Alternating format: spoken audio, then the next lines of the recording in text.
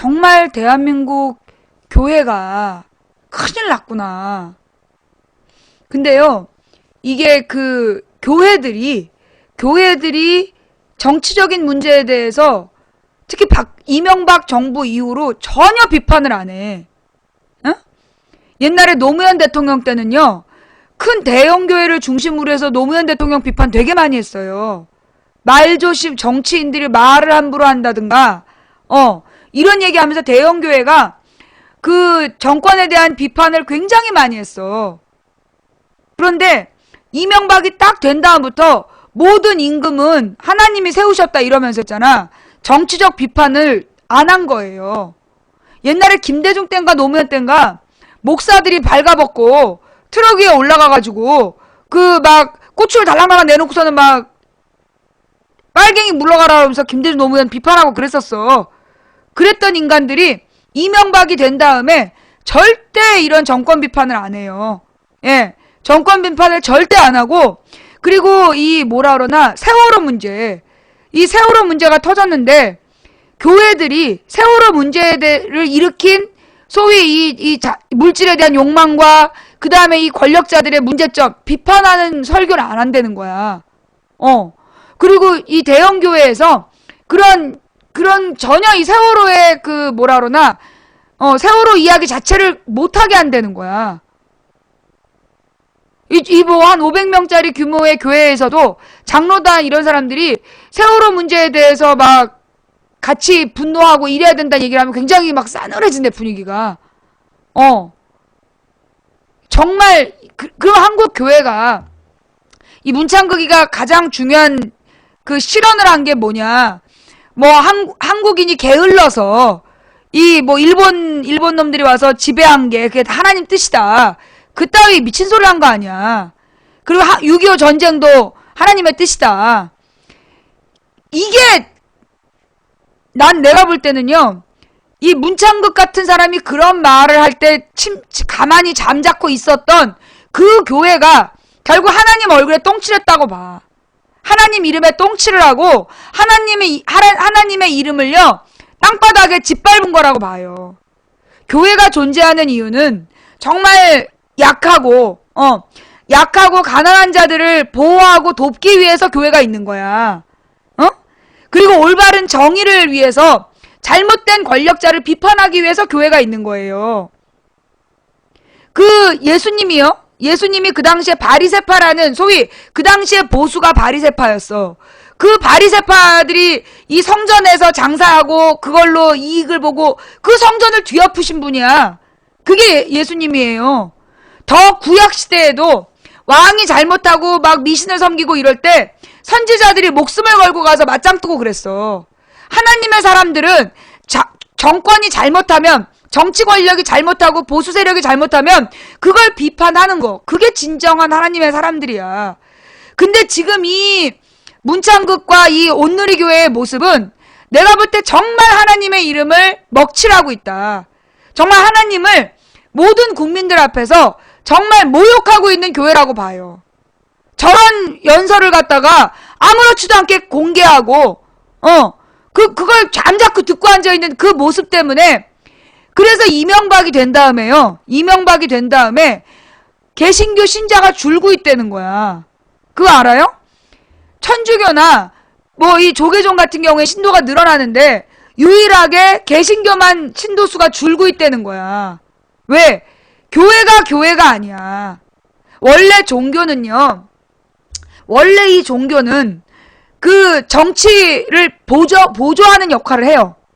원래 처음부터 종교라는 제도가 나온 이유가 옛날에 이제 그 뭐라 그러나 부족을 이끄는 대빵들이 그 자기의 이 부족 사회에서 권위를 인정받기 위해서 뭔가 이렇게 하늘과 통하는 듯한 그런 어떤 신권, 그러니까 신수설, 하늘로부터 그러니까 신적인 존재로부터 나는 이제 태어났다. 그래가지고 이제 탄생 설화를 다 갔잖아. 뭐 우리 추장이 태어날 때 말이 울었다.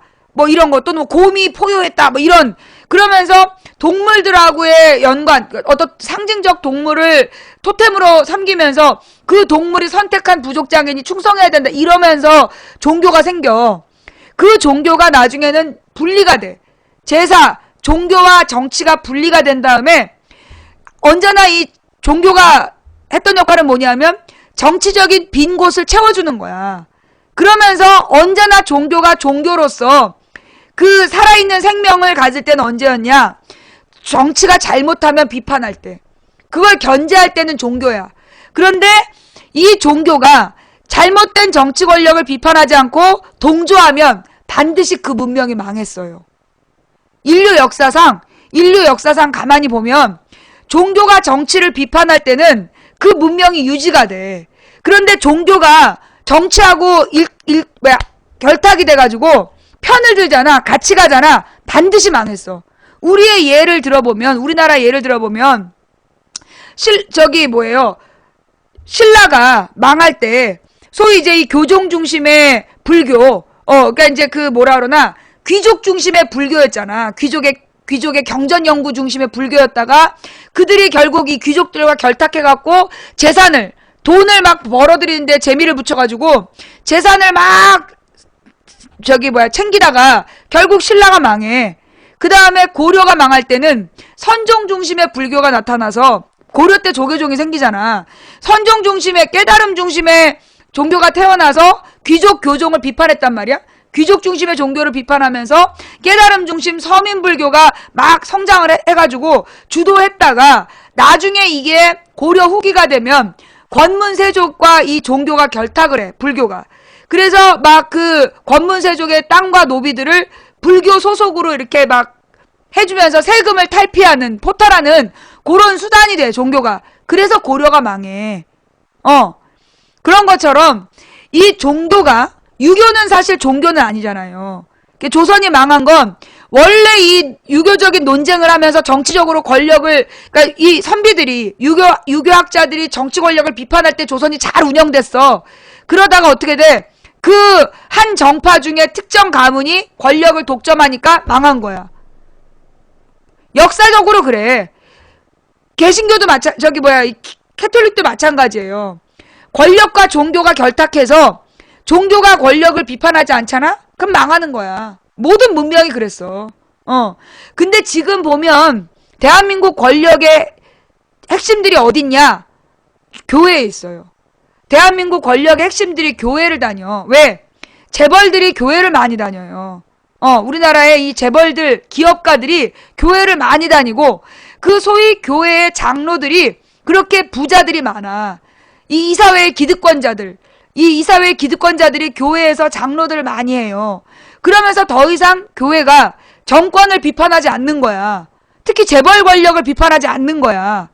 이것이 결국 우리 이 한국이라는 대한민국의 어떤 자유민주주의를 무너뜨리고 있는 모습이라고 봐요. 예.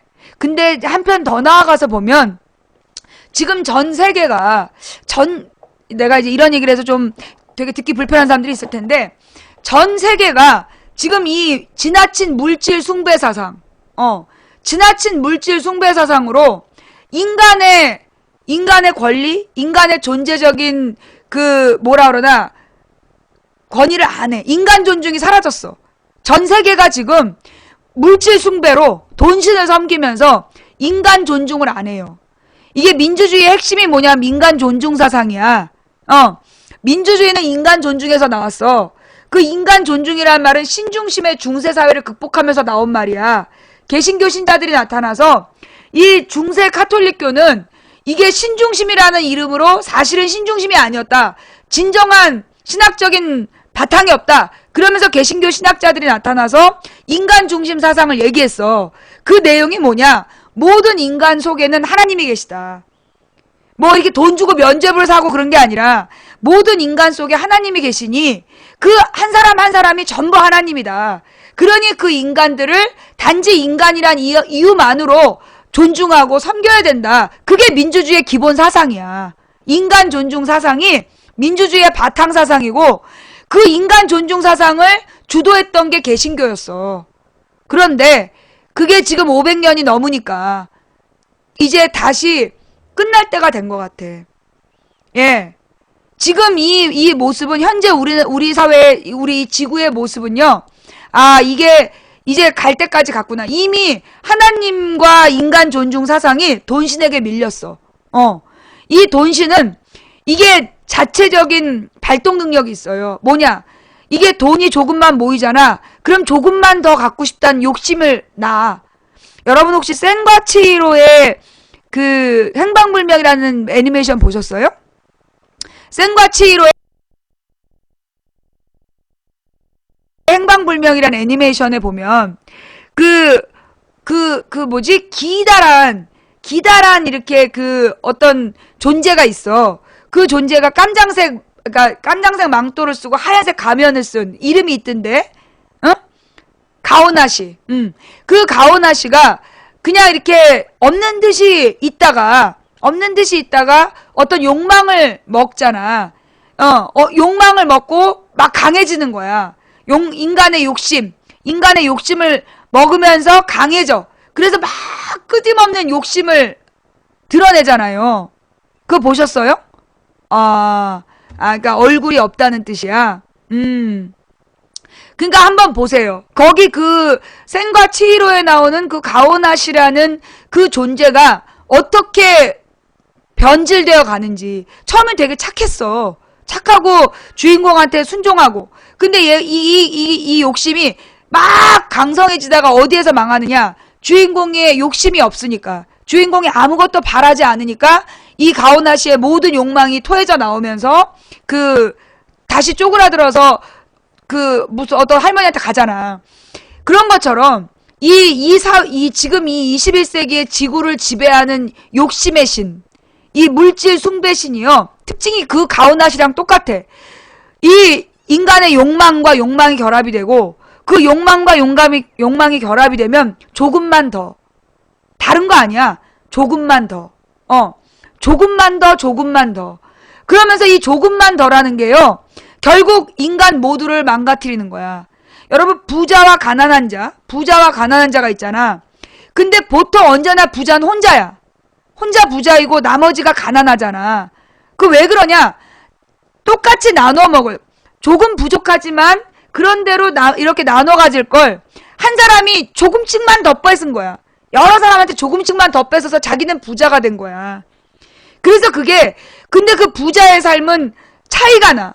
그 차이를 경험하고 나면 조금만 더. 그 다음, 나중엔 어떻게 되느냐?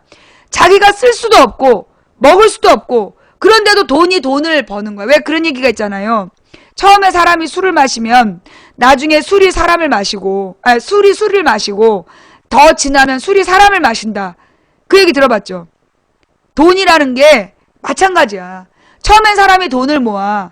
근데 나중엔 돈을 모아. 그러다가 나중에 돈이 사람을 잡아먹어. 그게 이 물질이에요.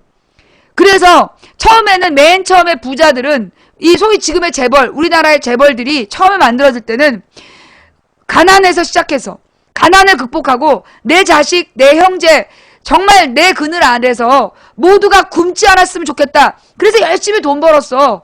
그래서 처음에는 사촌들이나 조카들이나 모두 화목했지. 그런데 점점 돈을 벌기 시작해. 그러자 돈을 벌기 시작하면서 그 돈이 점점 커지니까 그 돈을 누가 관리하느냐를 가지고 싸우기 시작하고 결국은 그 돈의 관리권을 놓고 서로 죽고 죽이는 단계가 되는 거야. 그래서 가문의 경영권 싸움. 뉴스에 자주 나오는 그러는 거 아니에요? 결국은 이게 전 세계가 이런 물질의 신이 지배하게 되면서 나타난 문제가 뭐냐? 인간성을 파괴하는 거예요. 요즘에 진짜 뉴스들 보면 무섭지 않아? 뉴스의 모습, 며칠 전에 이라크에서 정부군 1800명을 처형하는 장면을 공개했잖아. 막 정말 서로 죽음으로 막 치닫고 있어. 지금 이 모습을 보면 결국은 이제 이게 1900년대에 지식인들은 어떤 두려움이 있었냐면 일제 히로시마를 일본이 히로시마 하고 나가사키? 뭐였지? 나고야였나? 하여튼 그 두 군데 저기가 터지잖아요. 원폭이. 원자폭탄으로 일본이 패망하는 걸 보고 원폭 피해를 직접 목격한 뒤에 그 뒤에 이 전 세계 지식인들이 두려워한 게 뭐냐면 이대로 계속 냉전이 없어진 히로시마. 히로시마하고 또 어디였어? 나가사키 맞아요? 나가사키 히로시마.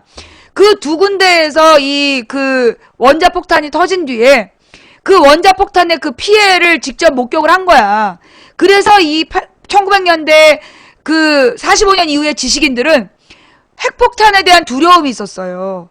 그래서 계속 이렇게 냉전을 치달아가고 서로 막 이 핵무기를 무장을 하다 보면 결국 인류가 제3차 대전이 벌어져서 공멸할 거다. 그 두려움이 있었어. 그래서 그 공멸에 대한 두려움 때문에 냉전 체제가 끝나는 거예요. 공멸에 대한 두려움 때문에 서양에 잘 나가는 부자들이 가난한 동구권에 돈을 주고 평화를 산 거야. 개혁 개방 정책이 다른 게 아니라 잘 나가는 자본주의 국가가 그 소련이나 중공이나 동유럽에 투자를 약속하고 돈을 준 거야. 그래서 냉전이 끝난 거예요. 그게 결국 핵무기를 계속 그 쌓아가다가 서로 어떻게 해서 이 무기를 주고받다가 죽게 될까봐 인간이 공멸할 수 있다. 그건 왜 가능했냐면 지금의 서유럽이나 이런 서양 사람들이 갖고 있는 바탕 철학이 기독교 철학이야. 기독교 철학에는 뭐가 있었느냐? 종말이 온다.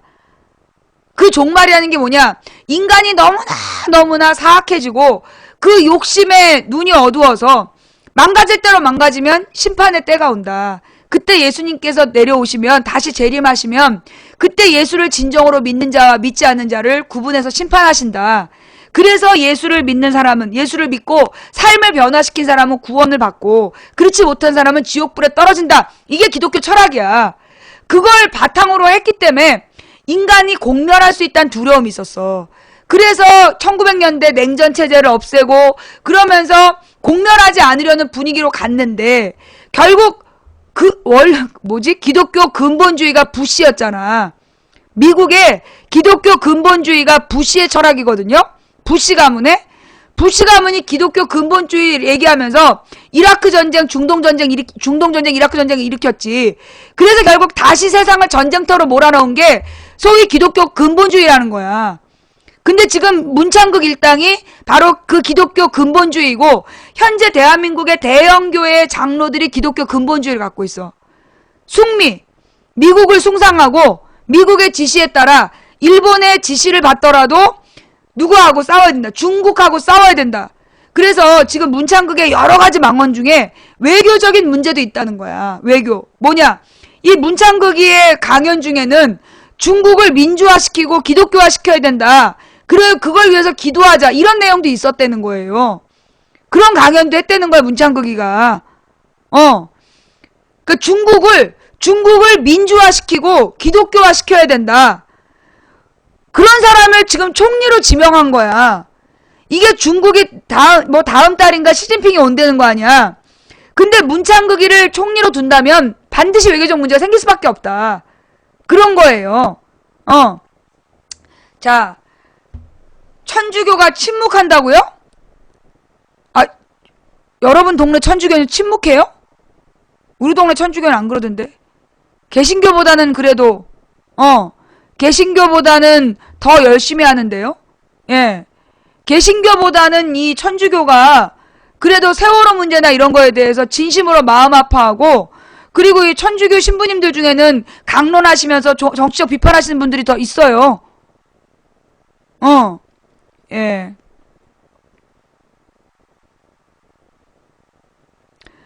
교황님이 통합정책 핵심으로 경제 붕괴에 앞장서는 부분이 있죠. 무슨 얘기야? 교황이 지금 경제를 붕괴시키고 있다고? 지랄을 하시네요. 예.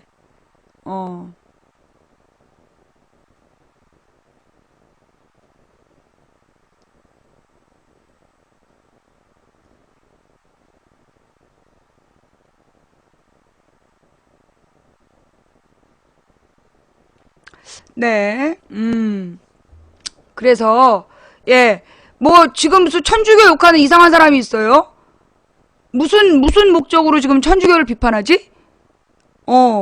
예. 자, 하여튼 그래서 대한민국은 지금요. 천주교도 그리고 원불교 아니 뭐지? 조계종이지. 조계종에서도 이번에 문창극 지명 철회하라고. 예. 문창극 철회하라고 막 비판하고 있잖아요. 아, 추기경. 근데요, 지금 염수정 추기경도 누구 눈치를 봐야 돼? 교황 눈치를 보고 있어. 지금 교황이 이 사람이 아르헨티나 출신이잖아. 근데 이 아르헨티나에서 교황의 젊은 시절이 민주화 운동 시대를 살았던 사람이야. 그래갖고 이 교황이 아르헨티나에 있을 때도, 예, 교황이 아르헨티나에 있을 때 미국과 거대 자본이 전 세계를 쪽쪽 빨아먹는 잘못된 내용이 있다.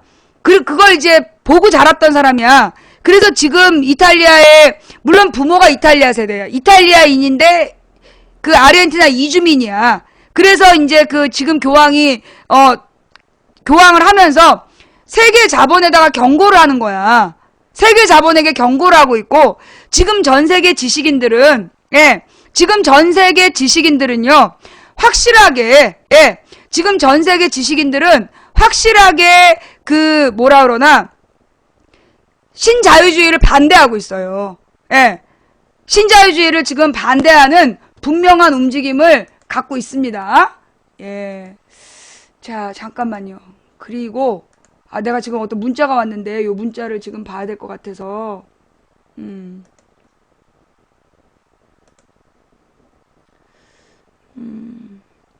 그 다음에, 또 여러분이 보셔야 되는,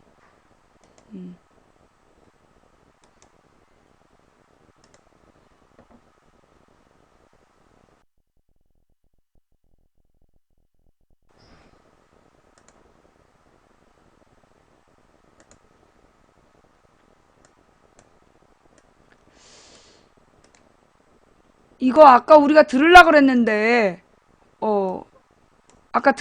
막 후원 얘기만 많이 나와가지고. 요거 몇 분부터 나오는 거죠? 31분 15초. 인사를 계속 반복해는 인사 시스템에 대해서 지적을 하는 거거든요. 맞습니다. 저 의원님께서는 뭐 이제 사퇴 성명에 혁신이죠. 안주에 대한 혁신입니까? 예. 혁신, 변화와 혁신을 가져가야 돼. 거기에 핵심이 뭐냐면, 지금 폐쇄적인 인사 시스템입니다. 그래요? 이 폐쇄적인 인사 시스템에 대해서 당뿐만이 아니라, 그리고 또 우리 청와대의 국가 대개조 이전에 인사 시스템의 대개조, 그리고 또 인사 시스템을 이루는 그런 사람들의 인적 대혁신 개조가 가장 중요한 부분이라고 생각합니다. 그래요. 알겠습니다. 자, 말씀 여기까지 듣죠. 오늘 말씀 잘 들었습니다. 네, 감사합니다. 네, 고맙습니다.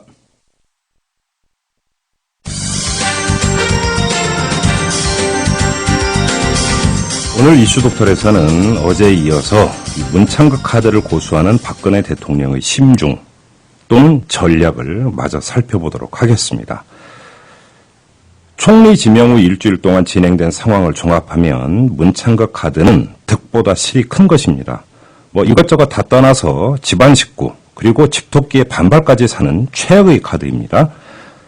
이 박 대통령의 지지율은 세월호 참사 때의 낙폭을 뛰어넘는 수준으로 떨어지고 있는데 특히 눈여겨봐야 될 것은 박 대통령 지지자 가운데에서 문창극 총리 지명을 반대하는 응답률이 찬성하는 응답률보다 높다는 점입니다.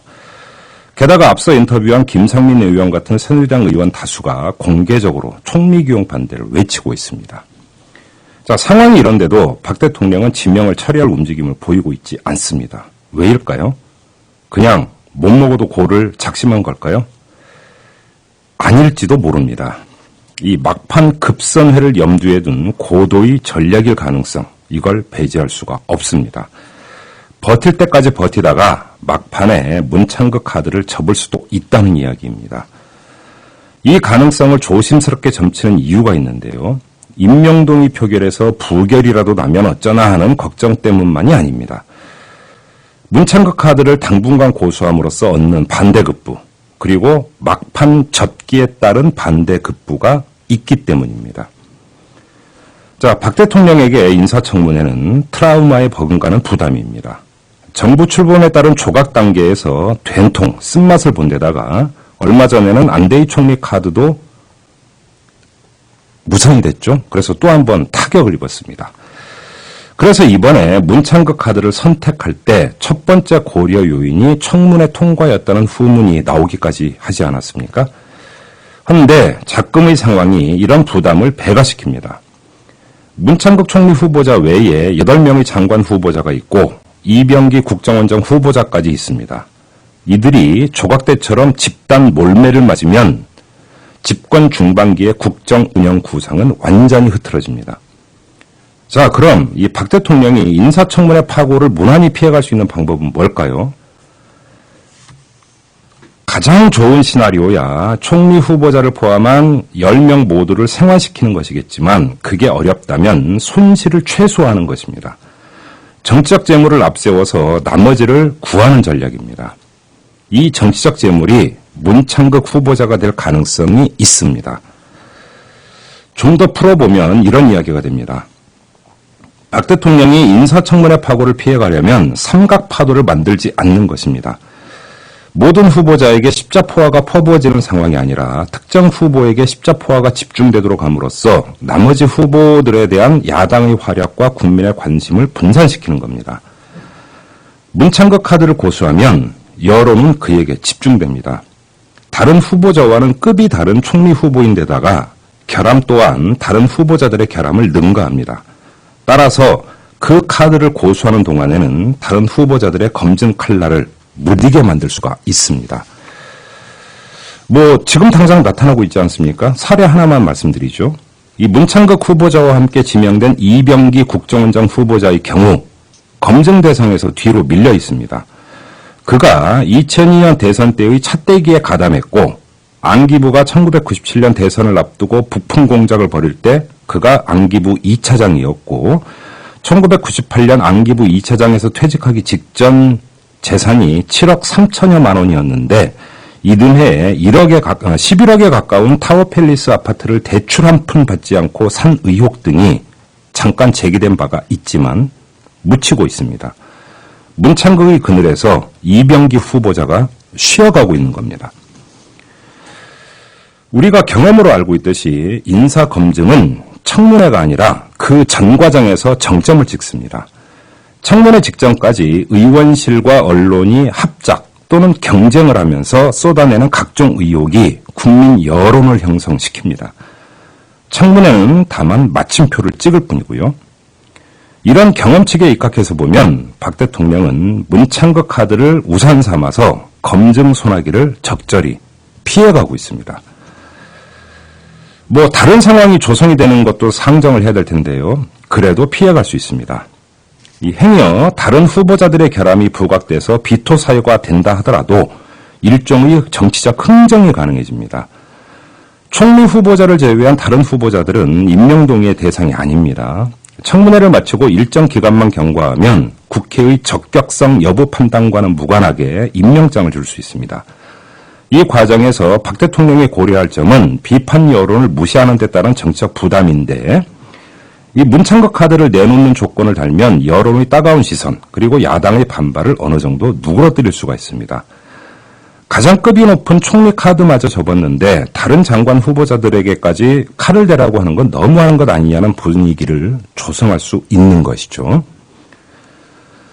이 문창극 카드를 접는 데 따른 국정 부담은 사실 별로 없습니다. 옳건 그르건 이미 장관 제청을 해버렸습니다. 총리 공석에 따른 국정 공백은 이미 메운 상태입니다. 게다가 총리는 세간의 기대 또는 전망과는 달리 의전 총리, 바지 총리로 그칠 가능성이 농후합니다. 그런 총리가 없다고 해서 국정이 비틀대는 게 아니란 말입니다. 오히려 이 박근혜 정부 들어와서 정권의 디딤돌이 되다시피 한 국정원의 수장이 공석이라면 문제가 되겠죠. 비교해서 말씀을 드리는 겁니다만. 자, 이렇게 본다면 문창극 카드는 버틸 때까지 버티다가 버려지는 일회성 화살바지일 공산이 있습니다. 다른 후보자들이 모두 도강을 한 후에 그 다음에 맞을 만큼 맞아서 더 이상 화살이 꽂힐 틈이 안 보일 정도로 만신창이가 됐을 때 버려지는 그런 화살바지 말이죠. 지금까지 이슈 독터리였습니다. 멜로와 같은 말씀인 세상에 홀로 남겨진 배터리였습니다. 서울에 사는 연두 엄마입니다. 아이를 키우면서 저도 다시 동화책을 읽기 시작했거든요. 우리 시대 탐서가들이 쓴 세계 명작 서평집을 소개할게요. 다시 동화를 읽는다면 정혜윤, 고민정, 우석훈, 김진애, 황경신 등 17명의 저자들이 내 인생의 동화를 소개합니다. 우리에게 최초로 사람의 윤리를 가르쳐준 그 동화들을 다시 만나보세요. 안녕하세요. 김종배입니다. 애청자 여러분, 시사통 잘 듣고 계십니까? 들으시기에 부족한 게 많죠? 사실 저도 그렇습니다. 이 시사통을 시민 곁에서 권력과 맞짱 뜨는 강한 언론으로 키우고 싶은데 구멍가게 형편이다 보니까 마음만 앞섭니다. 자, 애청자 여러분, 시사통 키우기에 동참해 주시지 않겠습니까? 시사통이 작지만 강한 송곳 같은 저널로 커나가는데 후견인이 되어 주시지 않겠습니까? 지금 시사통 홈페이지로 들어오셔서 후원 버튼을 꼭 누르시면 됩니다. 부탁드립니다. 고맙습니다. 자, 여러분 이렇게 중요한 언론들을 살리는 길은 살리는 이제 길은 아침 방송 마무리해야 될 시간인데요. 네. 여러분들이 이렇게 또 후원을 해주셔야, 이 망치부인 방송만으로는, 부족한 부분들을 이게 또 같이 채울 수 있는 거 아니겠습니까? 이제 이 대한 언론들을 우리가 지키고 공유하는 게 필요한데, 네. 하여튼, 여러분 이제 방금 보신 장면이 뭐냐면요. 팟빵이라고 있어요, 팟빵. 피읍. 그 다음에 아에다가 시옷을 써요. 그래서 팟빵 이렇게 치시면, 그러면 이제 모든 팟캐스트를 쫙 모아놓은 거야. 거기 가서 이제 재밌는 거 많이 들으실 수 있습니다. 그래서 팟빵을 이용을 해서 좋은 이야기들을 많이 들으셨으면 좋겠고요. 문창극, 이병기, 김장훈이 같은 편이냐고요? 자, 일단 지금 이제 제목을 왜 월드컵 문창극, 이병기, 김장훈 팽목항으로 했느냐? 첫 번째는 내일이 월드컵이라며. 우리 이제 한국의 월드컵, 한국의 출전이 있는 날인데, 근데 이제 지금 그 팽목항은 굉장히 이제 월드컵이 시작되면 팽목항이 잊혀지지 않겠냐. 그래서 굉장히 그 가족들이 되게 두려움에 떨고 있다는 거야. 그리고 그 진도가 벌써 장마가 시작이 됐대요. 제주부터 해서 남쪽이 지금 장마가 시작이 된 거야. 그래가지고 장마 때문에 구조를 못 한다고 그런데. 그래갖고 지금 12명의 그 실종자 가족들이 거의 막 그 상태가 너무 안 좋은 거야. 너무 안 좋은 상황인데. 그래서 오늘 그 김장훈 씨가 발표를 했어. 내일 팽목항에 가겠다. 18일에 팽목항으로 갈 거다. 월드컵 때문에 뭐 응원하실 분들은 응원하시더라도 가슴에 노란 리본을 잊지 말아달라. 그리고 이제 그 팽목항에 있는 그 실종자 가족들이 잊혀질까봐 두려워할까봐 자기는 팽목항으로 가겠다. 이런 발표를 했어요. 그래서 이제 월드컵과 김장훈 팽목항은 들어간 거고, 이 월드컵을 지금 이제 오늘 아침에도 논쟁이 있었던 거야. 뭐냐면 이 월드컵에 대한 단체 응원, 광장 응원을 할 것이냐 말 것이냐 가지고 이제 논쟁이 붙은 거야. 그래가지고 이제 그 대기업들이 막 주변 꾸며주면서 이렇게 무슨 영상과 그 돈을 내서 막 연예인들 부르고 춤추고 막 이런 응원을 하는 그런 프로그램을 지금 이제 준비를 해라는 모양이에요. 근데 이제 그거에 반대하는 측은 지금 이제 이 세월호 희생자들이 아직 12명을 찾지도 못했고, 그리고 이렇게 대대적인 국가에 이 슬픈 일을 당했는데 그렇게 연예인들 출연시켜서 춤추고 즐겁게 그렇게 응원을 할 수 있겠냐 하는 건 좀 예의가 아닌 것 같다. 그러니 각자 집에서 보고 거리 응원은 이렇게 대기업이 홍보하는 그런 응원을 안 했으면 좋겠다. 그런 이제 또 논점이 토론이 붙었더라고요. 예, 그런 지금 이제 토론이 붙은 것 같은데, 네, 4월 16일에 분향소에서도 본 것 같아요. 4월 16일 분향소? 누구 분향소? 이 사람은 4월 16일에는 분향소가 없었어. 근데 무슨 4월 16일에 분향소에서 누구를 봐? 아까 중계방에서 쫓겨낸 사람 아니야?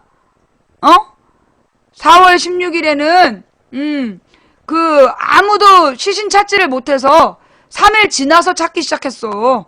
근데 무슨 4월 16일에 분향소가 어딨어? 뭐 뭔 소리야 지금? 자, 그러면 이제 지금 설명했잖아. KJ 주식회사 지금 설명하고 있잖아. 제목 설명. 괜찮아.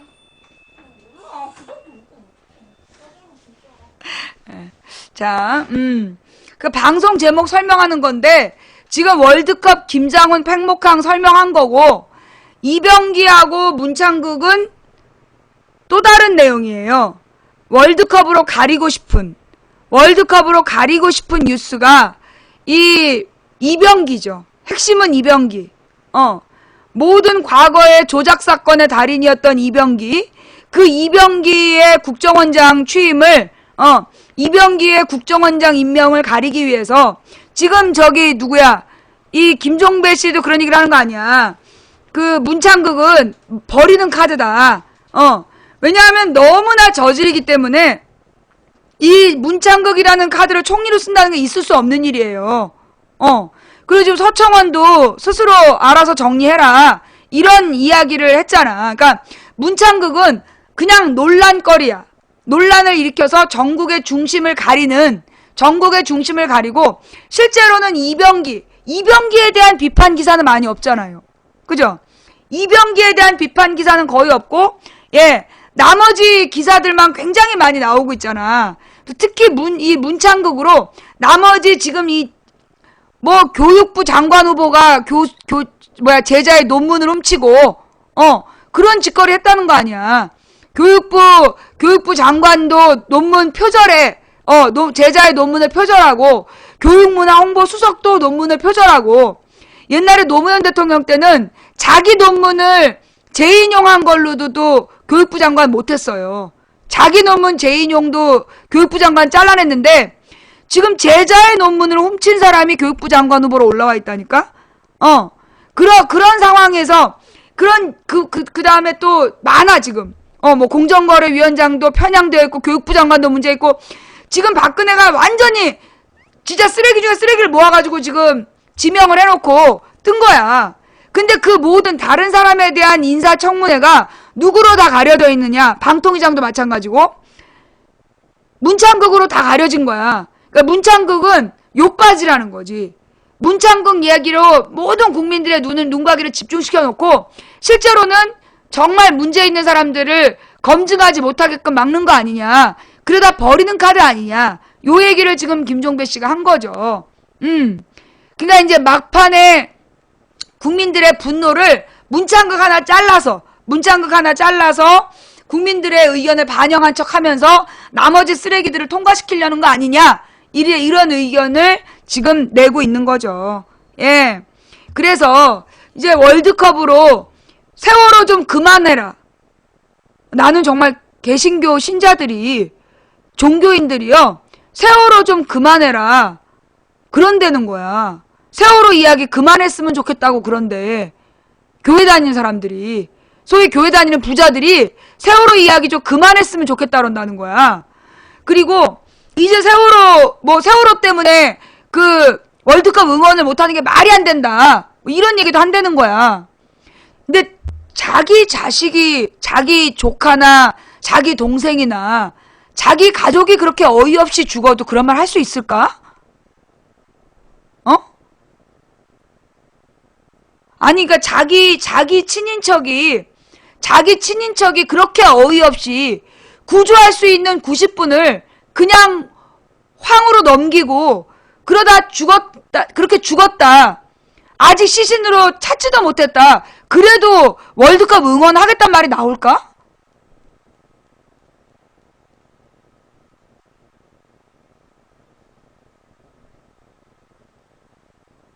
근데 자기네들 뭐 누가 다치기만 해도 쌩 지랄을 떨을 거야 아마. 그죠? 지네 식구들이 누가 이렇게 딴 애가 건드리기만 해도 애들끼리 싸움이 나도요. 그렇게 얘기하는 사람들 뭐 월드컵을 세월호가 월드컵 응원도 못할 일이냐라고 외치는 것들은 지네 자식을 누가 친구가 뭐 한 대 때리기라도 하면 그 친구의 일생을 놓을 거야 아마. 그죠? 학교에서 막 벌점 주고 쫓아내라고 강제 전학시키라 그러고 개지랄을 떨 거라고. 그러면서 세상에 자식을 잃은 부모들이 지금 수백 명인데 어떻게 지금 월드컵 응원을 세월호 지겹다 그만 좀 하라 그런 얘기가 왜 나오냐. 그리고 또 뭐 우리 축구팀이 그렇게 축구를 잘해가지고 지금 뭐 그러는 것도 아니잖아 솔직히 얘기해서.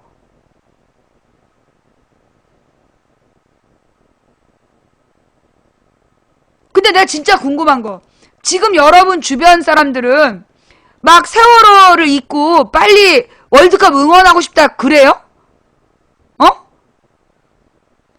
여러분 주변에 그 주변에 있는 분들이 그 빨리 세월호 덮고 그 저기 월드컵 응원하고 빨리 일어서자 이런 분위기예요?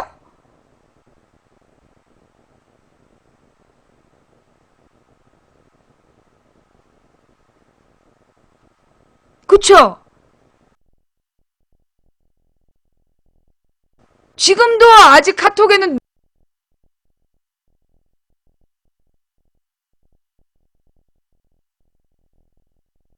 노란 리본을 달고 있는 분들, 그런 사람들이 월드컵에 대해서 물론 텔레비전으로 보기도 해.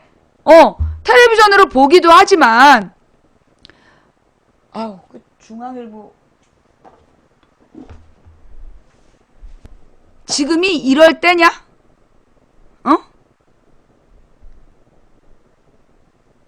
자식을 잃고 시신도 못 찾은 사람들이 있는데 이루고 싶냐?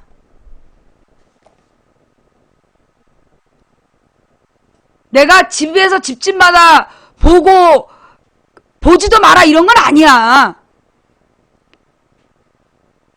지금 우리 국가의 이 구조 시스템이 잘못돼서 수백 명의 아이들이 죽고 그래서 수백 명의 피해자가 발생했는데 근데 지금 이렇게 하고 싶어?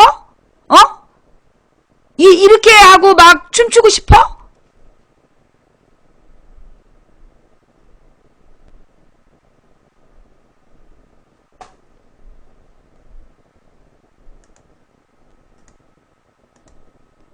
건전한 상식이 있는 국민들이라면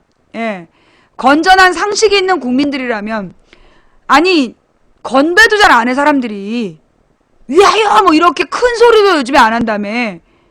세월호 참사 기간이라고 큰 소리로 건배도 안 한대 술집에서. 사실 이게 수백 명이 죽었으면 건너 아는 사람들이 있어요.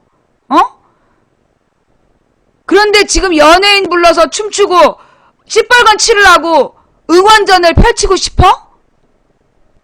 지금 총리는 일본의 위안부 사과할 필요도 없다. 하나님의 뜻으로 한국전쟁도 일어나고 일본이 식민지 지배를 했다. 이런 미친 인간을 총리 후보로 지명해놓고 얼굴에 빨간 칠하고 지금 월드컵 응원 하고 싶어? 그거 못해갖고 죽은 귀신이 붙었냐?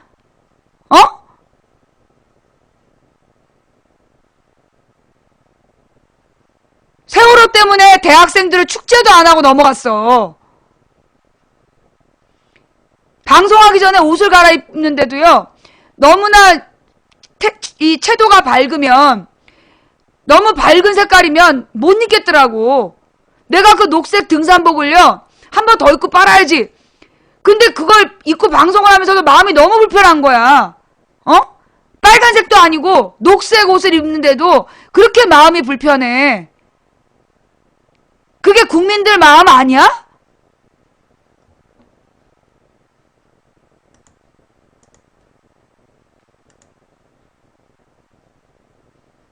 세월호 팽목항을 가서 팬이 사진을 찍지, 기념사진을. 그래서 습관적으로 망치하고 찍다가 아유 이건 좀 아니지 싶어서 다시 찍었어. 어? 습관적으로 팬들하고 맨날 찍을 때 내가 망치해줬는데 아 이렇게 하면 안 되겠구나. 지금 여기 팽목항에서 이건 아니지. 그 가족들이 그걸 보고 뭐라고 그러겠어. 그래서 내가 아유 이건 아니라고, 이건 잘못한 거라고 내가 사과 방송을 했잖아. 어? 지금 그렇게 하고 있는데 아니 축구 한번 길거리 응원 안 하면 죽어? 어떻게든지 어떻게든지 지금 대기업들은 이 팽목항을 덮고 이 세월호 사건을 덮고 빨리 돈벌이를 하고 싶겠지. 근데 그 돈벌이에서 누구 좋은 일 시키는데? 어? 그 돈벌이에서 누구 좋은 일 시키냐고. 재벌이 돈 벌면 중소기업이 살고 노동자들이 살아? 니네 주주들끼리, 대주주들끼리 다 알아먹고 끝나잖아. 돈벌이를 해봤자.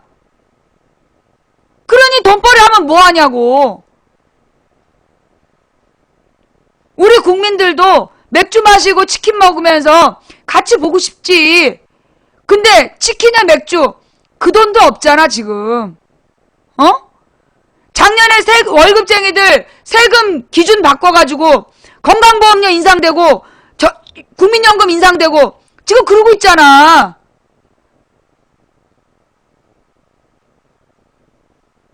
아니 더 웃긴 게 자산가들, 소득이 없는 자산가는 국민연금 안 내도 된대. 야, 자산가 중에 소득 없는 사람이 어디냐. 소득을 빼돌리는 거지. 월급쟁이들처럼 유리지갑 얼마 들어오고 나가는 거 알려진 사람들한테는 악착같이 중고차 한 대 있고 빚덩어리인 아파트 한 채 있다고 그렇게 수십만 원씩 뺏어가면서 수백억 자산가들이 소득이 없다고 국민연금 안 낸대요.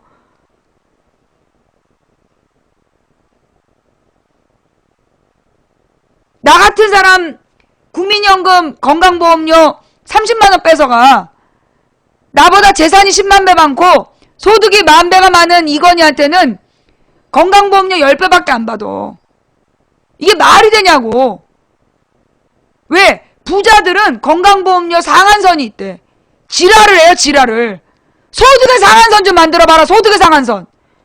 무슨 건강보험의 상한선이냐? 그래놓고 건강보험료 모자라고. 모자란 이유가 뭔 줄 알아요? 건강보험 적자? 의사들이 실제로 자기네 병원에서 치료 뭐 3번밖에 안 받은 사람 8번 받았다. 그런 식으로 보험금 챙겨가는 거야. 그래서 적자 생긴 거야. 그런 걸 갖다 가난한 사람들한테 건강보험료 걷어가지고 그걸 채우고 지랄하는 거 아니야. 어? 자, 그러면서 이번에도 월드컵 특수를 노리려고 월드컵 때 한몫 챙기려는 재벌들이, 대기업들이 어떻게든 세월호 분위기를 덮고 월드컵 분위기를 띄워서 소비를 활성화시키겠다는 거야. 그런데 소비 활성화 되겠어? 무슨 돈으로? 지금요, 누구니? 저 교황청에서도 계속 얘기하는 게 뭐냐. 지금 이제 이 파파 프란체스코 이 교황도 얘기하는 게 뭐냐. 소득이 늘어야 경제가 살아난다. 어? 지금 전 세계에서 학자들이 얘기하는 게 뭐냐. 저소득층의 소득이 늘어야 경제가 살아난다. 이 장기적 경기 침체를 해결할 방법은 전쟁이 아니라 노동자들에게 제값을 주는 거다. 모든 지식인들이 얘기하는 바예요. 어? 모든 지식인들이 그 주장하는 바가 저소득층에게 소비를 줘야 된다. 그건 다른 말로 어렵지 않아.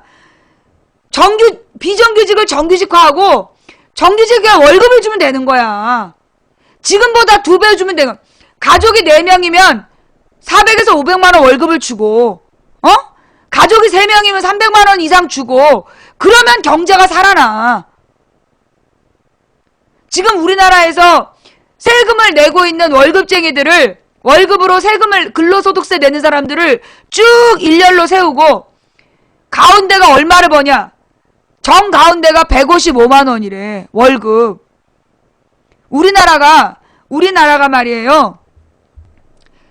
1인당 GDP 2만 5천 달러인 나라야.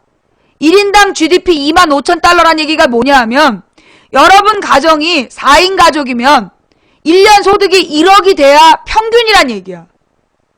그런데 그게 이제 50%란 얘기야. 무슨 얘기인지 알아? 4인 가족에 1억 연봉이 1억 정도 돼야, 부부 합산 1억 정도를 받아야 그게 50%란 얘기야. 그게 1인당 GDP 2만 5천의 뜻이야. 그런데 실제로는 얼마? 월급 155만 원이야. 월급이 155만 원이면 연봉이 얼만데? 1800? 연봉 1800이 50%란 얘기야. 그러면 원래 1억 정도 받아야 되는데, 부부 합산 1억을 받아야 되는데, 이게 지금 둘이 합쳐 3600, 혼자면 뭐 1800. 그럼 나머지 어디 갔냐고. 나머지 8천만 원 어디 갔어?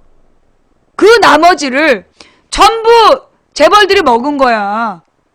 대기업 오너라는 자들이 자기네들이 주식을, 경영권을 사수할 만큼의 주식을 가지고 모든 이윤을 중소기업이나 노동자들에게 나눠주는 게 아니라, 같이 나눠 먹는 게 아니라 지들끼리 주식 배당금으로 다 나눠 써버리는 거야.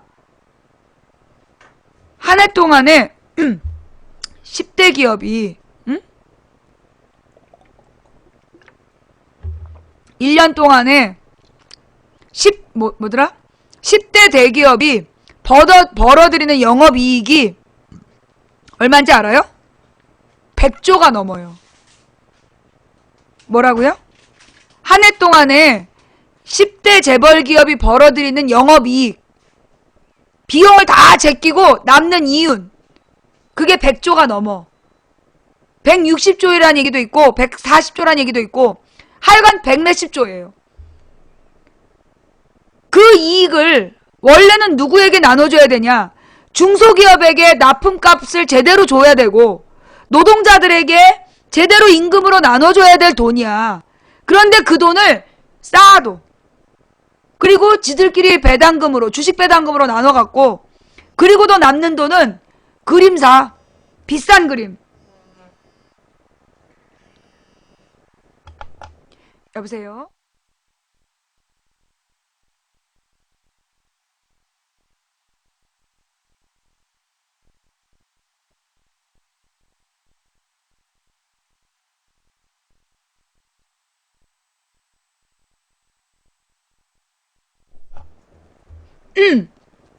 예. 그래서 이게 지금 이 100조가 넘는 이윤을 지네들끼리 나눠 먹는 거야. 지네들끼리 나눠 먹기 때문에 그래서 그럼 그 돈이 다 어떻게 만들어진 이윤이냐? 어떻게 만들어진 이윤이냐? 원래 대기업 노동자들은 연봉 7, 8천을 받아요. 국제 기준상 3인 가족의 대기업 노동자면 원래 연봉 7, 8천을 받아야 되는 거야. 그게 GDP 2만 5천이면 그 정도 줘야 된다는 얘기야. 7,500 정도를 줘야 대기업 노동자의 평균 소득이 되는 거야. 그런데 실제로는 어때요? 그건 정규직 월급이잖아. 귀족 노조다! 그러면서 연봉 7, 8천이 귀족이라고 그러면서 자르잖아요. 퇴직시키잖아. 명예퇴직. 정리해고해. 그 다음엔 어떻게 정리해고를 할 때 회사가 어려워서 월급을 줄 수 없다. 수천 명을 잘라. 그 다음에 어떻게 해요? 그 중에 절반을 비정규직으로 다시 고용해. 그래서 연봉을 7천 줘야 되는데 7,500 줘야 되는데 3,500만 주고 쓰는 거야. 그래서 남은 이윤이야. 원래 7, 8천을 줘야 되는 사람한테 3천만 원만 주고 쓰는 거야. 그리고 옛날에는 3,000명이 일을 했어. 2,000명을 정리해고해.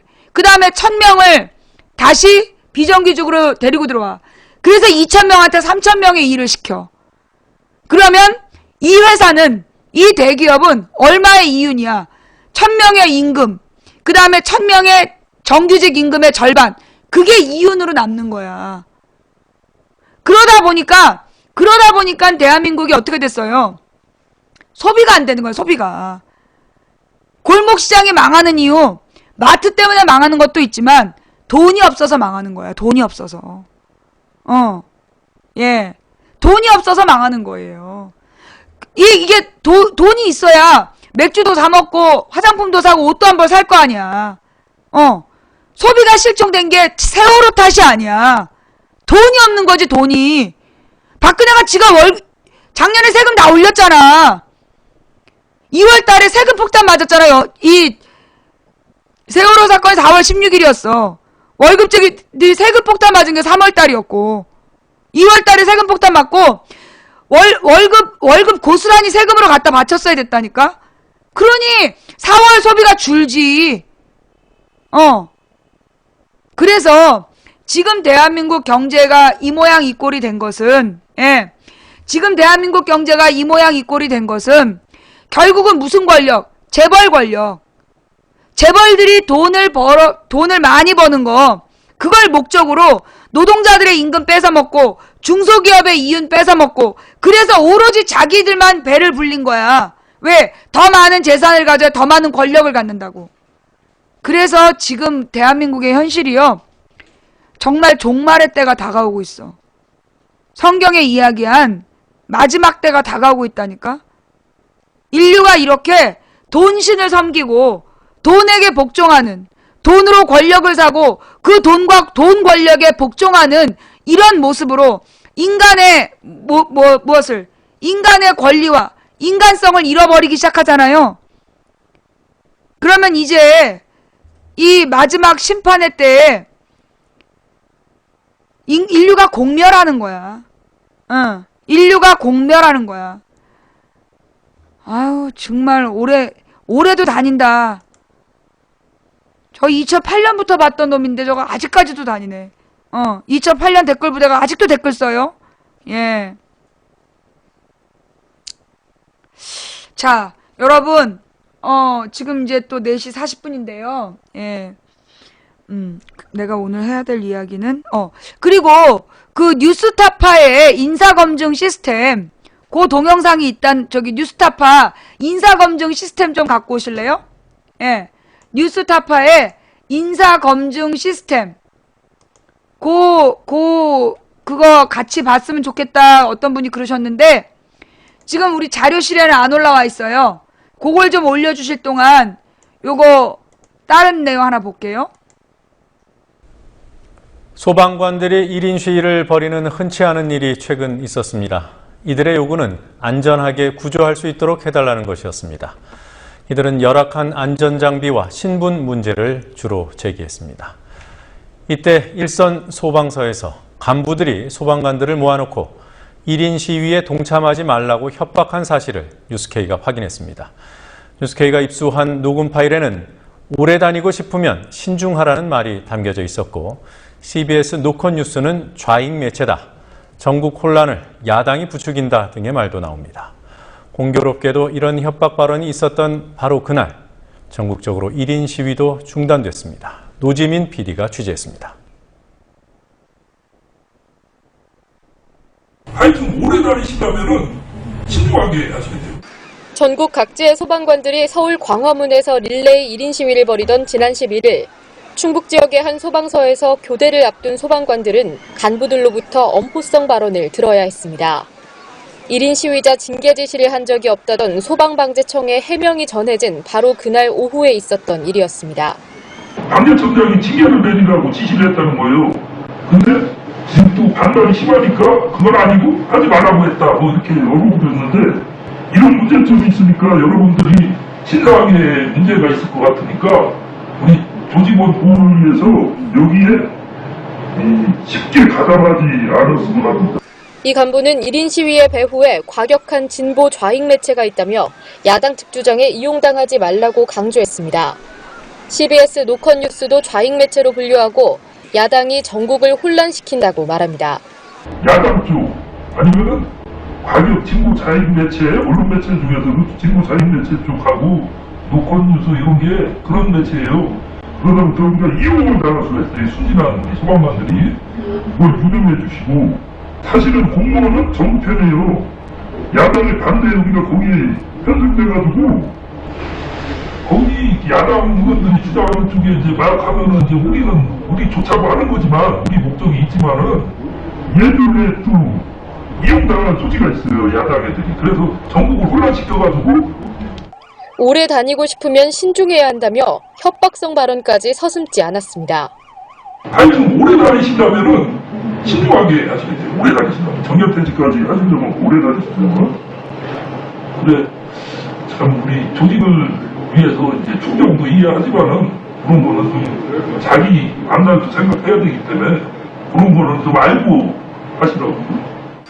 1인 시위에 참여했던 고진영 소방장은 징계까지 감수하고 나선 소방관들의 순수한 행동을 정치적 배후가 있는 것처럼 몰아가는 인식에 우려를 표합니다. 자기 식구한테도 징계를 받아야 되는 상황에서 소방공무원들이, 하위직 공무원들이 그것을 감수하면서까지 1인 시위를 했다는 것은, 그것은 정치적인 뒤의 배후가 얘기하는 것은 그것은 말도 안 되는 얘기죠. 고진영 소방장은 본질은 지휘부가 방치해온 열악한 소방 근무 여건이라고 지적합니다. 지금 현재 소방 공무원이 제대로 현장 대응을 할 수 없을 정도로 장비가 노후화되고 개인 장비를 사비를 들여서 사는 현상이나 그런 것들은 있는 것은 사실이고, 어떻게 보면 지휘부에서는 그런 것들을 개선해야 될 의무가 있죠. 그런 입장에 있는 분들이 그것을 개선해달라고 하고는 우리의 목소리를 갖다가 억압을 하거나 그것을 반대를 하거나, 그것은 어불성설이라고 생각합니다. 1인 시위에 나섰던 소방관들이 시위를 잠정 중단한 지 5일이 지났습니다. 정부와 소방당국은 마치 그냥 기다리라는 듯 소방관들의 문제 제기에 침묵으로 일관하고 있습니다.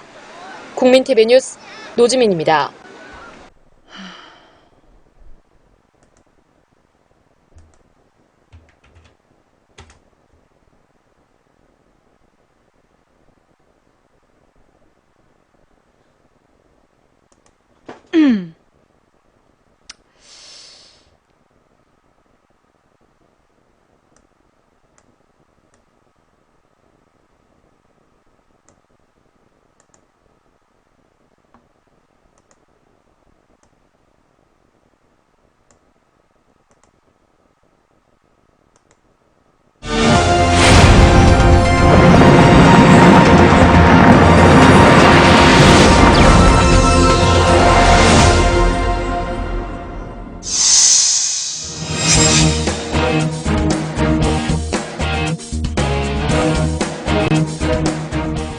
국민 보고 인사를 해야지.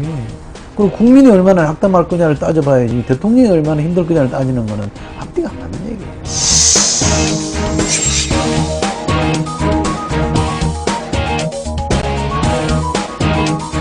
제3자가 알게 되면은 그 환자의 질병에 대한 비밀도 좀 알 수 있을 수 있을 것이고.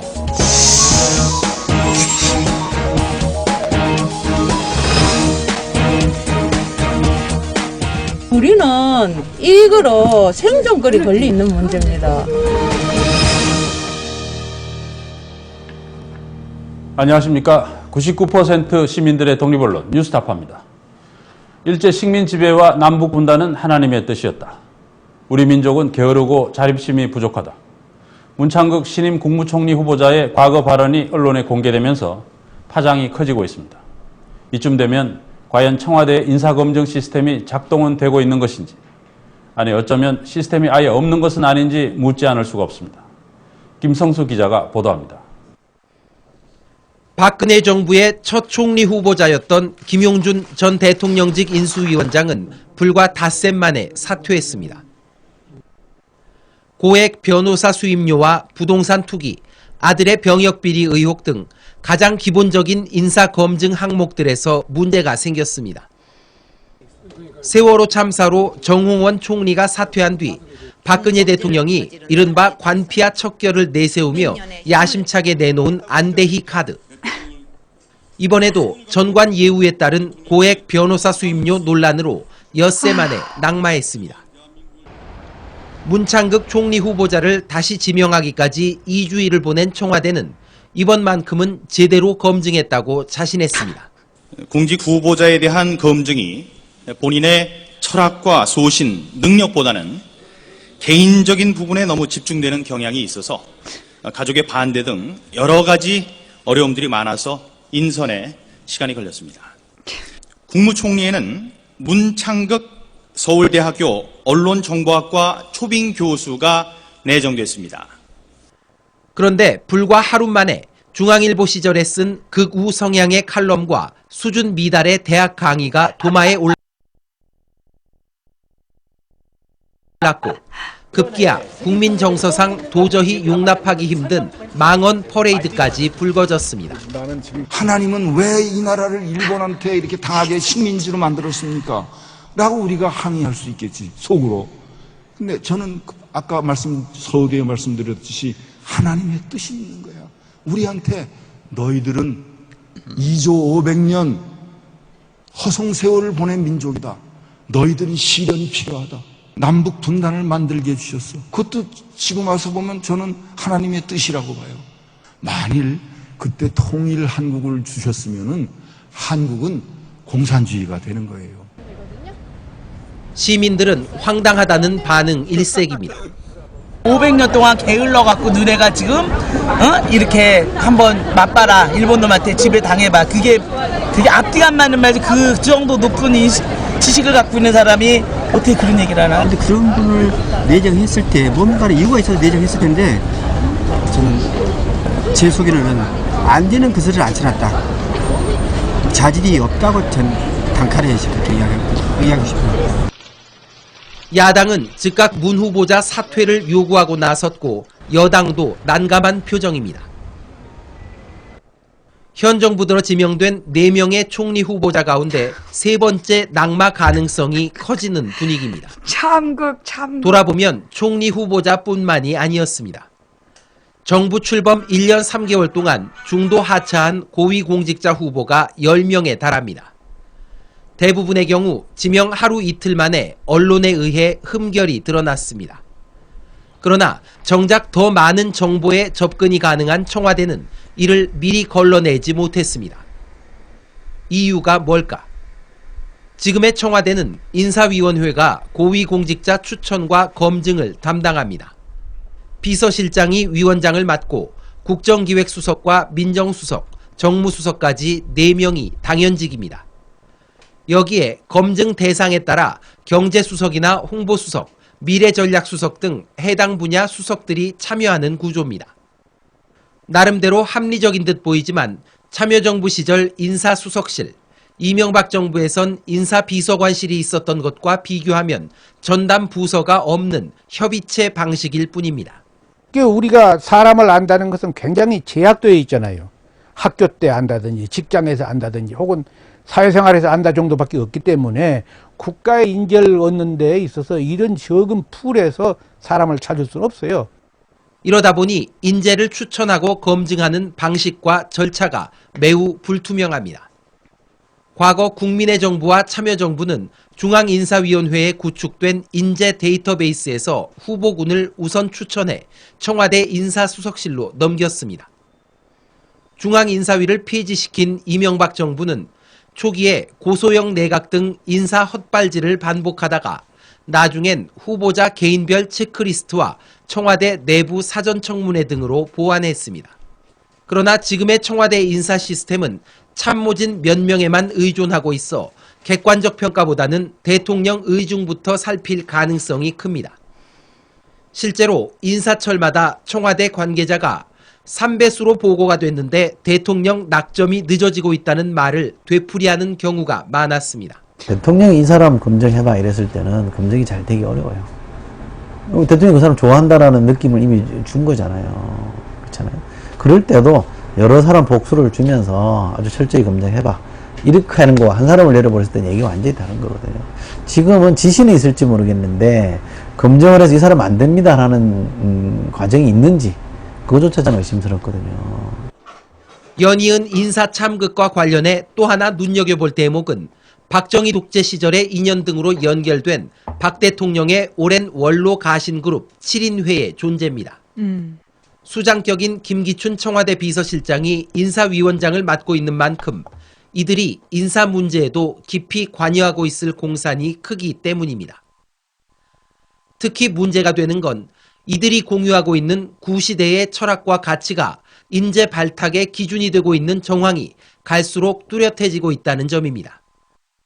실제로 김기춘 청와대 비서실장과 문창극 총리 후보자는 박정희 기념재단 이사장과 이사라는 관계로 얽혀 있습니다.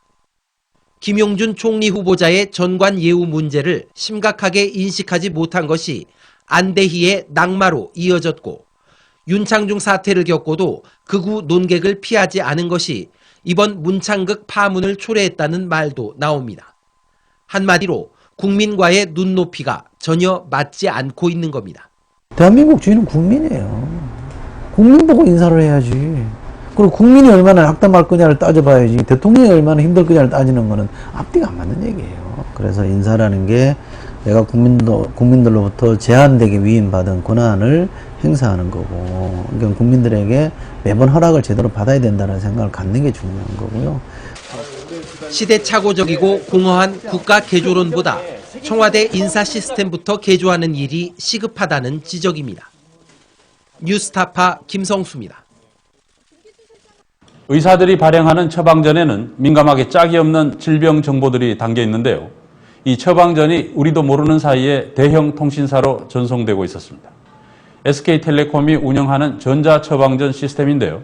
전국 80%의 병의원이 가입한 이 시스템으로 환자들의 정보가 하루에도 수십만 건씩 전송되고 있는 것이 뉴스타파 취재 결과 드러났습니다. 사실상 의료법 위반이라는 지적도 있는데요. SK텔레콤은 자신들의 양심을 믿어달라는 이야기만 되풀이하고 있고 보건복지부는 내용을 잘 모르겠다는 답변을 내놨습니다. 박경현 PD의 단독 보도입니다. 병원에서 진료를 받을 때마다 자연스럽게 받아드는 처방전. 이 처방전에는 얼마나 많은 정보가 담겨 있을까요? 환자 이름과 주민등록번호, 진료 날짜, 병원, 질병과 약 이름, 복용량 등이 적혀 있습니다. 환자의 모든 정보가 다 들어있는 셈입니다. 주민등록번호에다가 질병 분류 기호가 있거든요. 질병이 어떤 질병이냐고 알게 되고 어떤 약을 썼는지를 보면서 대략 짐작을 할 수 있고. 그래서 처방전 등의 의료 기록은 원칙적으로 의료기관 내에서만 관리하도록 돼 있습니다. 그러나 뉴스타파의 확인 결과 병원에서 약국으로 가는 처방전 정보가 몽땅 전달되는 곳이 있었습니다. 서울의 한 이비인후과. 진료가 끝나자 처방전이 나옵니다. 처방전 아래쪽에 SK텔레콤 전자처방전이랑 글귀가 보입니다. 그 옆에는 정체 모를 일련 번호가 있습니다. 과연 무슨 번호일까?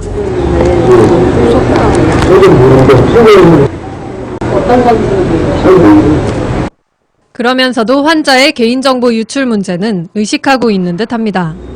처방전이 이게 의료 주민번호가 찍히는 거에 의해서 이미 개인정보는 다 도용이 되고 다 날아가고 있잖아요. 다른 의원을 찾아가 봐도 마찬가지입니다. 이게 뭐야? 그거 처방 이렇게 뜨는데요. 나오는데 본인도 몰라요. 우리가 알아봐야겠네. 그리고 저 없애버려야겠네. 또 다른 의원도 비슷한 반응입니다. 처방전 받으면 이렇게 나오는데. 그건 모르는데. 그건 뭐죠? 뭔지 모르세요? 그건 모르는데. 동의하신 적은 없으시고요.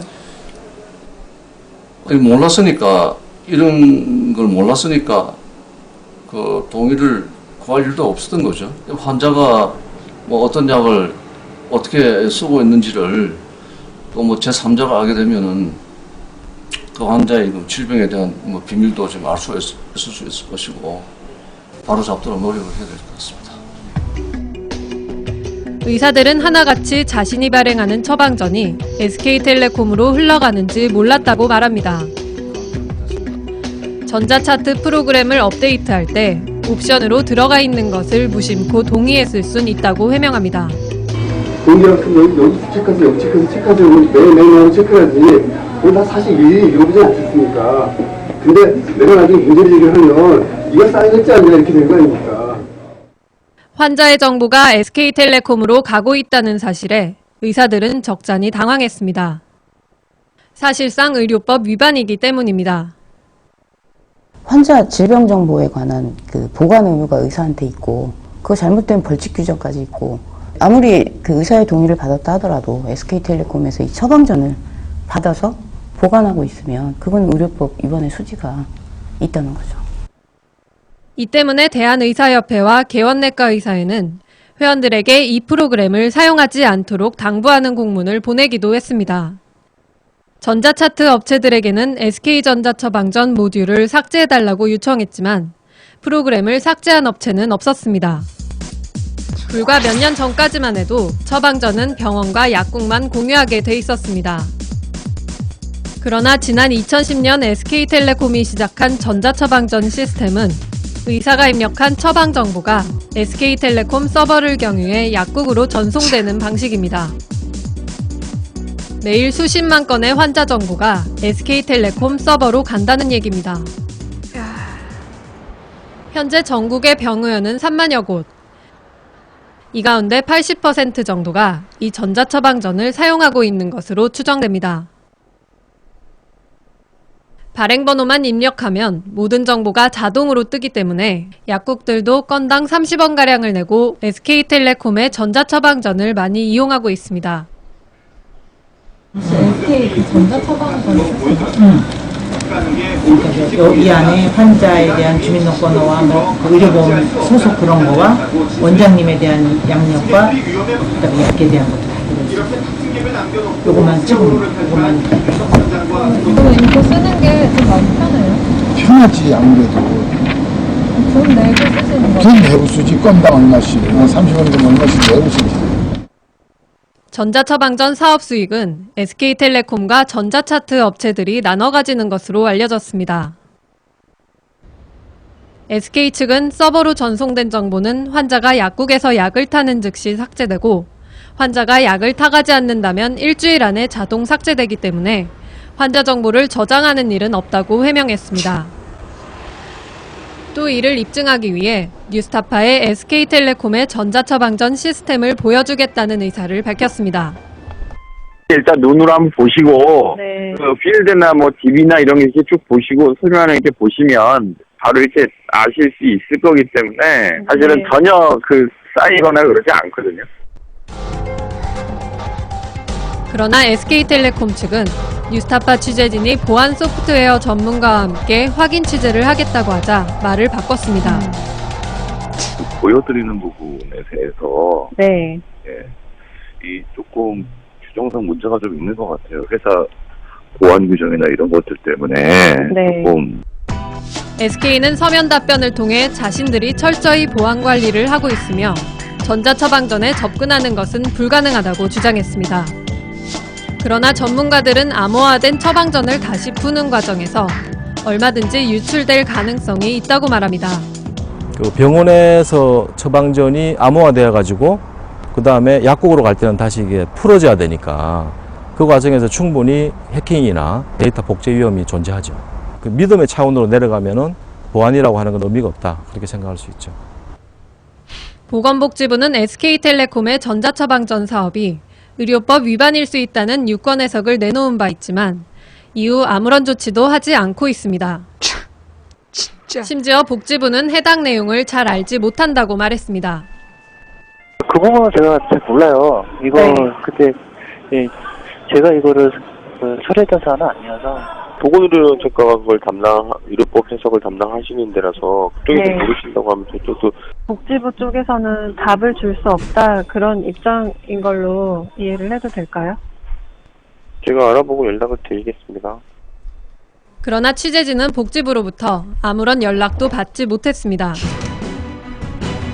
가장 민감한 정보인 개인의 의료 정보가 하루에도 수십만 건씩 국내 최대 통신 재벌에 넘어가고 있지만 과연 SK 말대로 정말 삭제되고 있는 것인지는 SK 이외에는 아무도 알 수 없는 상황입니다.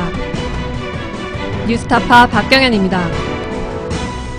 의료 정보를, 예, 왜 의료 정보를 이렇게 빼돌리느냐, 이런 얘기 하셨잖아요. 근데 아마 SK도 보험회사가 하나 있을걸? SK가 무슨 보험회사 하나 인수한 걸로 알아요. 예. 그니까 이 SK도 보험회사를 인수한 걸로 아는데, 이런 게 이제 보험사로 다 정보가 들어가는 거야. 보험사로 이렇게 다 정보가 들어가는데, 그럼 얘네들이 언제 쓰느냐, 이거를. 이런 정보를 어떻게 쓰는 거냐면, 보험을 가입할 때는 자세히 안 물어봐. 보험을 가입할 땐 자세히 안 물어보고, 보험을 가입을 받아서, 막 이제 보험료를 받아. 보험료를 받다가, 보험금을 지급해야 될 상황이 발생해. 가령 어떤 병에 걸렸거나, 그러면 이제 그때 그 자료를 딱 데이터베이스를 뒤지는 거야. 그래서 야, 너 우리 회사에 보험 가입할 때 너 이런 치료받은 전력이 있었는데 우리한테 고지를 안 했더라. 그러면 너한테는 이 보험료금을 못 줘. 그렇게 얘기하는 용. 예. 고지 의무 위반. 여기에 대해서 이제까지는 이 보험사들이 정보가 없었잖아. 그리고 보험사에 정보가 없었는데 저런 정보를 갖고 있으면 이 보험사들끼리 저 정보를 공유할 수 있다는 거죠.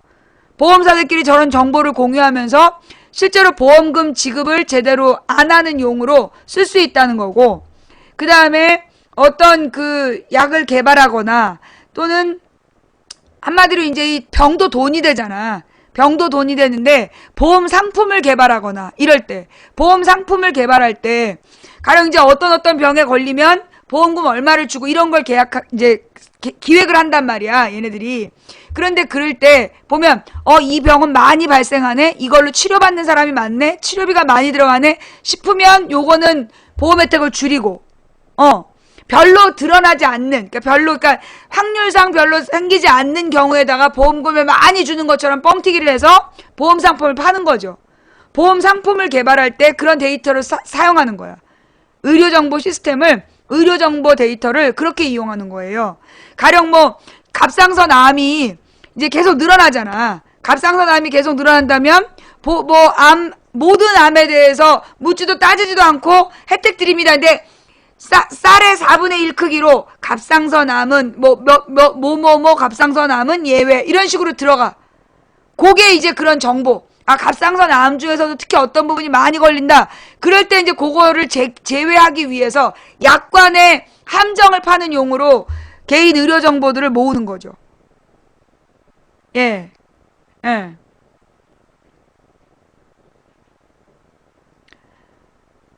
원격 진료 같은 경우에는, 원격 진료는 뭐냐면, 그러니까 나의 상태에 대해서 인터넷으로 접속해서 나의 상태를 보고 그쪽에서 처방전을 지급한다는 얘기잖아. 이걸 가지고 원격 진료로 이용을 한다는 아닌 것 같은데요? 이건 아무래도 빅데이터인 거잖아. 무차별 수십만 건을 모으는 목적. 그거는 원격 진료용이라기보다는, 이 보험사들이 공유하는 정보, 보험 상품을 설계하거나 보험금 지급 사유를 피하기 위한 그런 목적으로 사용하는 게 아닐까. 예. 그러니까 이제 여러분, 의료는요 다 민영화예요. 의료 민영화란 말은 틀렸다고 봐. 몇 번 얘기했는데 의료 민영화 얘기는 아니고 의료 영리화. 예. 의료 영리화라고 이제 표현을 하셔야 돼요. 왜냐하면 우리나라의 의료는 원래 지금 공공의료시설이 10%가 안 되잖아, 우리가. 공공의료가 10%가 안 되고 90%가 민영이기 때문에 민영화란 말은 틀려. 민간이 운영했어. 근데 이제까지는 의료기관의 목적이 영리 목적이 아니라 공공의 목적. 어떤 보건의료 공공의 목적을 위해 존재하는 의료시설이었기 때문에 영리 추구 활동이 금지되어 있었어. 근데 의료 영리화 되면서 실제로 병원을 호텔처럼 짓고 골프장과 이런 스파와 이런 것들을 다 만들어서 병원을 돈벌이 수단으로 하는 거야. 그런 부자들을 위한 병원 시설을 만들고, 그런 부자들을 위한 병원 시설에 가난한 사람들보다는 이제 부자들을 데려와야, 그러니까 전 세계의 부자들을, 가령 중국이나 러시아의 부자들을 이 휴양병원으로 데리고 와서 여기에서 최고의 서비스를 하고, 그리고 돈을 벌겠다. 이게 영리병원의 목적이에요. 그러면 그게 왜 나빠요? 돈 벌겠다는데. 자, 그런 영리병원은 우리나라에서 가장 의료시설이 좋은, 의술이 좋은 의사를 고용하겠죠? 그래서 최고의 돈을 주면서 그 의사들을 전부 다 빨아들이겠죠? 그럼 무슨 얘기냐? 그런 병원으로 실력 있는 의료진은 다 가버리고, 그러면 일반인들의 의료를 담당한 의사들은 아무래도 실력 차이가 나는 사람들로 구성이 되고, 그 다음에 그런 사람들을 데리고 운영을 하면서도 그 다음에 중간급, 우리나라 부자를 대상으로 한 영리병원, 그 다음에 병원에서도 이상한 물건을 자꾸 파는 거지.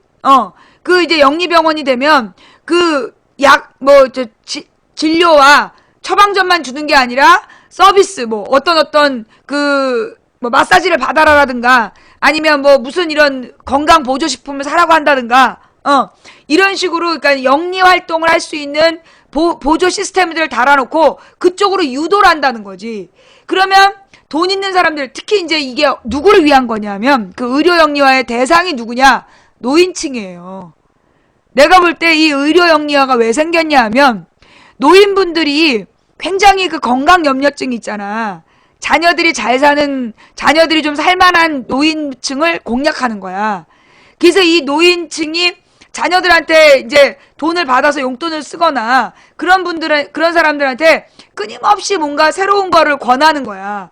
그러니까 왜 노인들 건강 무슨 보조센터 이런 데서 무료로 치료받으세요 해놓고 비싼 거 팔아먹잖아.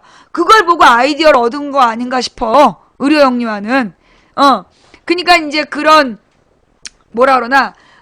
그 병원의 영리 목적의 활동으로 모든 이제 시스템을 갖춘다는 거야. 그럼 정말로 치료를 받아야 될 급한 사람을 위한 투자는 안 해. 돈이 안 되니까. 근데 이런 건강 염려증이거나 할아버지 할머니들을 위한 그런 시스템을 만들고 돈벌이만 집중한다면 결국 보건의료라는 공공의 목적은 그만큼 약해진다는 거죠. 예. 그게 이제 소위 의료 영리화의 문제이고, 내가 볼 때 이 SK텔레콤 전자처방전은 그런 의료 영리화를 위해서라기보다는, 물론 이제 의료 영리화의 데이터도 되겠죠. 그 노인분들이 주로 어떤 질병을 앓고 있냐, 뭘 해야 돈벌이가 되냐, 이런 데이터로도 사용이 되겠지만, 그보다는 이제 보험 상품을 개발하거나, 지금 여러분 봐봐요.